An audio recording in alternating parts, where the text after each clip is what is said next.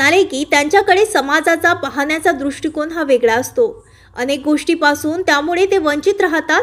समाजाच्या मुख्य प्रवाहापासूनही ते कोसो दूर फेकले जातात।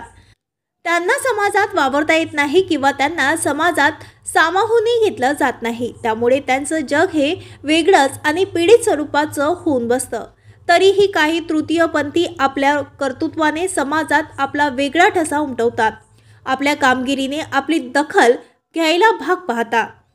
त्यात मग कोणी शिक्षणाच्या क्षेत्रात उत्तुंग भरारी मारताना दिसतो, तर कोणी उद्योग क्षेत्रात ठसठशीत कामगिरी करतो।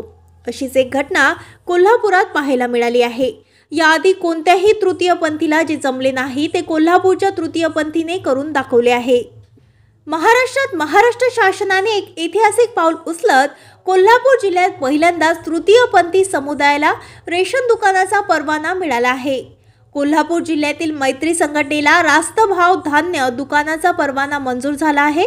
कोल्हापुरात मुख्यमंत्री रोजगार मेळाव्यात पालकमंत्री प्रकाश आंबेडकर यांच्या हस्ते मयुरी आडवेकर यांना हा परवाना प्रदान करण्यात आला। त्यामुळे मयुरी ही तृतीयपंथी आणि तिचे सहकारी हा व्यवसाय पुढे नेणार आहे। त्यातून त्यांना एक रोजगाराची संधीही उपलब्ध झाली आहे। आता ते स्वतःच्या पायावर उभे राहणार आहेत। तृतीयपंथी समुदायाला भेदभाव, गरिबी, सामाजिक बहिष्करण आणि रोजगाराच्या संधी मिळवण्यातील अडचणींना सामोरे जावे लागते। या पार्श्वभूमीवर त्यांना रोजगाराचे साधन आणि मूलभूत हक्क मिळावेत यासाठी मैत्री संघटनेने राज्य अन्न आयोगाचे अध्यक्ष महेश ढवळे यांच्याकडे मागणी केली होती। या मागणीला सकारात्मक प्रतिसाद देत जिल्हा पुरवठा अधिकारी मोहिनी चव्हाण यांनी नवीन रास्त भाव धान्य दुकान प्रक्रिया राबवली। त्यानुसार कोल्हापूर शहरात मैत्री संघटनेची निवड करून त्यांना नवीन दुकानाचा परवाना देण्यात आला।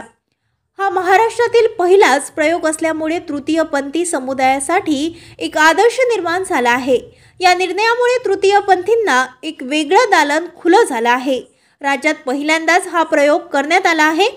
त्यामुळे इतर तृतीयपंथीयांसाठीही आशेचं किरण निर्माण झाले आहे। अशा पद्धतीची वेगवेगळी दालनं तृतीयपंथीयांसाठी उघडली गेल्यास त्यांनाही त्याचा मोठा फायदा होणार आहे। शिवाय त्याचा आत्मविश्वासही वाढणार आहे। सरकारचं हे पाऊल नक्कीच कौतुकास्पद आहे। यातून भेदभाव संपवण्यासही मदत होणार आहे।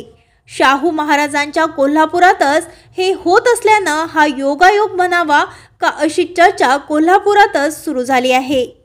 महाराष्ट्र न्यूज लाईव्ह मुंबईसाठी विनोद चव्हाणसह कॅमेरामॅन प्रकाश चव्हाण, कोल्हापूर।